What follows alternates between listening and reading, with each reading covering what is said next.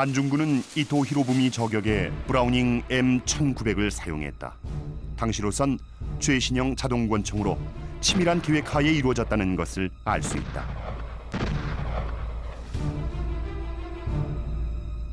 그가 사용한 총알엔 십자 표시가 새겨져 있었다.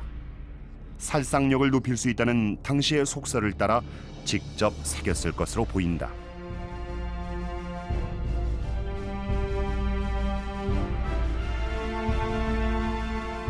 그렇다면 안중근이 이토록 이토 히로부미를 죽이고자 했던 이유는 무엇이었을까?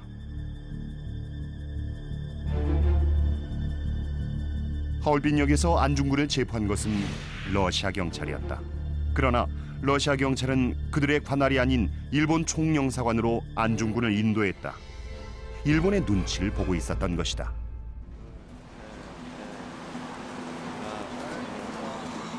당시는 여러 나라들이 세력을 다투는 시기로 사건과 사고가 많았고 때문에 영사관은 외교적 역할은 물론 경찰서의 역할까지 맡고 있었다.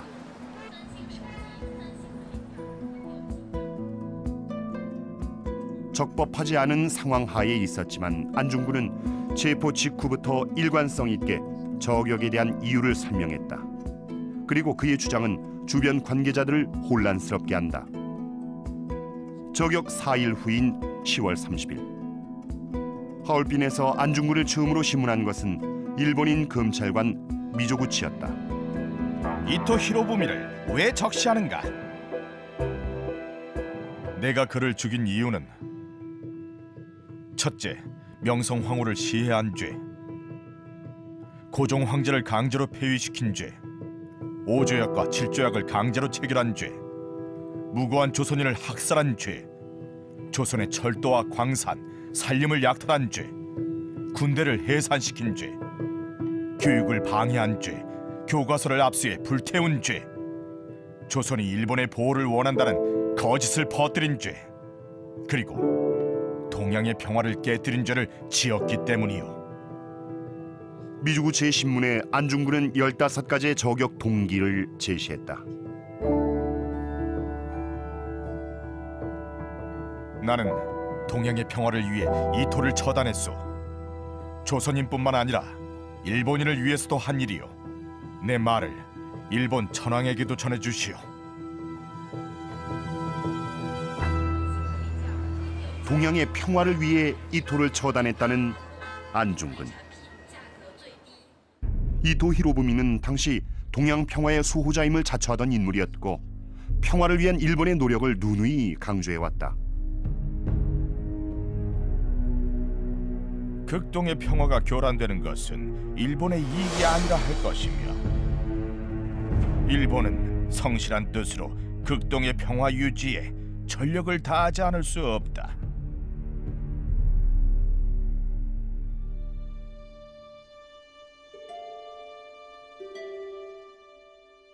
그런데 안중근은 전혀 다른 말을 하고 있었다. 그의 당당한 태도와 논리적인 설명은 사람들의 생각을 송두리째 흔들었다. 과연 누구의 말이 진실일까? 조선은 작은 나라였지만 지정학적 요충지였다. 동양의 맹주 자리를 지키려는 중국과 부동항이 필요한 러시아, 근대화의 상공에 대륙으로 진출하려는 일본 등 많은 나라들이 조선을 탐냈다.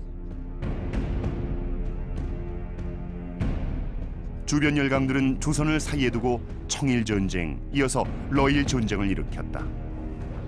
최후의 승자는 일본. 조선은 그 결과에 배신감과 분노를 느꼈다. 일본이 동양 평화를 지키고 또 조선의 독립을 공고하게 하기 위해서 러시아와 전쟁을 한다고 이야기를 했기 때문에 그것을 믿었다. 그리고 거기에 대해서 지지하고 따르는 것이, 도와주는 것이 의로운 일이라고 생각을 했다고 이야기를 하고 있습니다. 그러나 러일전쟁 직후에 일본이 보여준 태도는 그것과 반대로 약속을 지키지 않고 오히려 동양 평화를 파괴하는 데 앞장서고 있다고 생각을 했고요. 청일전쟁에서 승리한 그해 가을, 일본은 궁궐에 침입해 일본을 경계하는 명성황후를 무참히 살해했다. 세계적으로 유례를 찾아볼 수 없는 이 무례하고 잔혹한 사건의 배후에 이토가 있었다. 러일 전쟁 후인 1905년 11월 17일 일본은 을사늑약을 체결해 대한제국의 외교권을 박탈한다.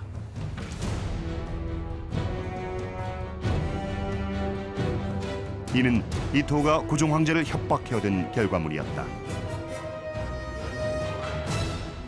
이토는 곧 대한제국의 군대도 강제 해산시켰다. 불평등 조약과 일본의 횡포에 반대하는 시위가 전국적으로 일어났지만 하지만 일본은 굴하지 않았다. 오히려 의병과 양민을 가리지 않고 닥치는 대로 살해했다.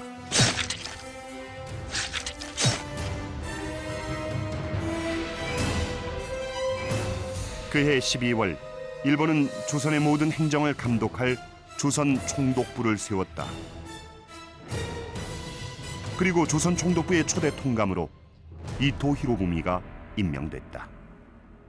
これはどこまで日本が中心になって実質上日本が実効支配していくでそのプロセスに韓国の併合ということが出てくるわけです。これは非常に危険な考え方です。で残念ながら日本の大東亜共栄圏の思想これはもうすでに、明治からそして伊藤博文にも共通した考え方です。 이토 히로부미의 평화론은 서구 제국주의가 내세운 힘의 논리를 일본의 상황에 맞게 고친 것에 불과했다. 진정한 평화가 아니라 일본식 제국주의였다. その東アジアの平和というのはどこまでも日本が中心になって日本が周辺を属国化していくそういうことでそのヨーロッパに対抗していくという考え方です。平和を実現するために戦争をするという論理はこれは大変危険です。今でいう聖戦という考え方ですね。 국가의 안위를 걱정하던 안중근은 결국 평화를 위협하는 일본 제국주의를 쏜 것이다.